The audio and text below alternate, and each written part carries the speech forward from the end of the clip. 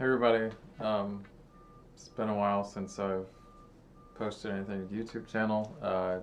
As I said, all sorts of stuff going on. We don't always post to YouTube. One of the fun things that I am doing is when I'm not posting to YouTube is I'm actually a plasma physicist. So I do plasma physicist stuff, and one of the things that I'm doing this summer, I'm also a cat owner. I want to mention this cat. This is Polo. He's hanging out with me. Hey Polo, he's purring. So one of the things that I do as a plasma physicist, and so I'm an expert on how lasers interact with plasmas, things like that. And I am part of this like task force, committee, whatever you want to call it, that is thinking about what kind of research do we need to do, say over the next 10 years, as we try to get closer and closer to achieving fusion in the laboratory in a way that it could actually generate real power.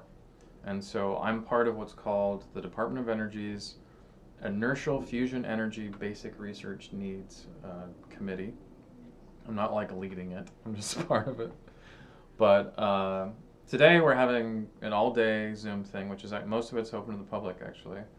And we're talking about the different things that we need to understand to get to the point where we can actually use this to generate real energy, as we have been trying to do since the idea was conceived in 1960.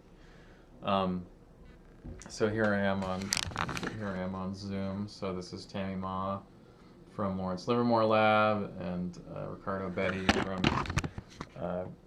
from Laboratory for Laser Energetics in Rochester, New York. And we're talking about what we currently understand, what we're trying to understand, and what are the needs moving forward for the field. Now, one of the cool things about this, and the committee that I'm on, and the part that I'm actually contributing to, is that I'm part of the Artificial Intelligence and Machine Learning Committee. And so how can we deploy AI and machine learning to accelerate the process of figuring out how to generate energy from these fusion reactions.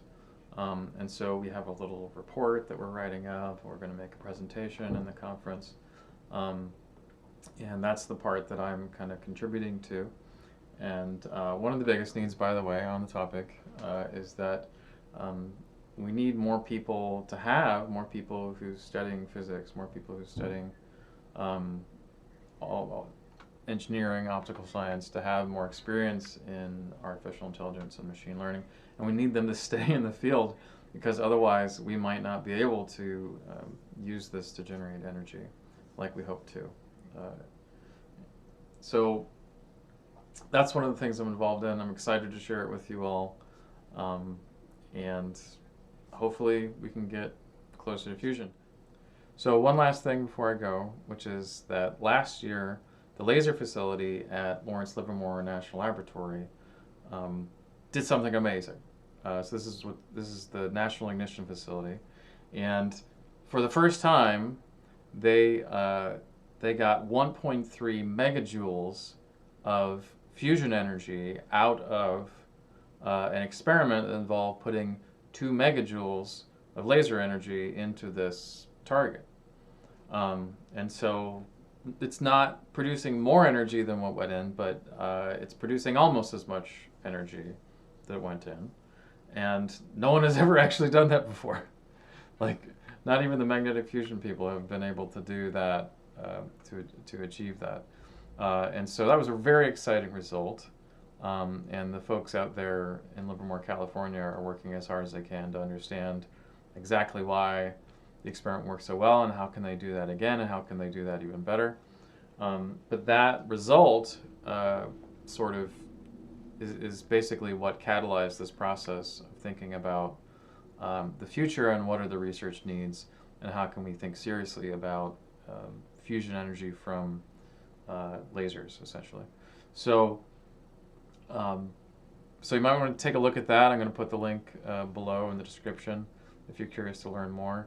But that's really the discovery that kind of is launching this whole thing. So Thanks everybody. Thanks for your time, and hopefully I'll see you soon.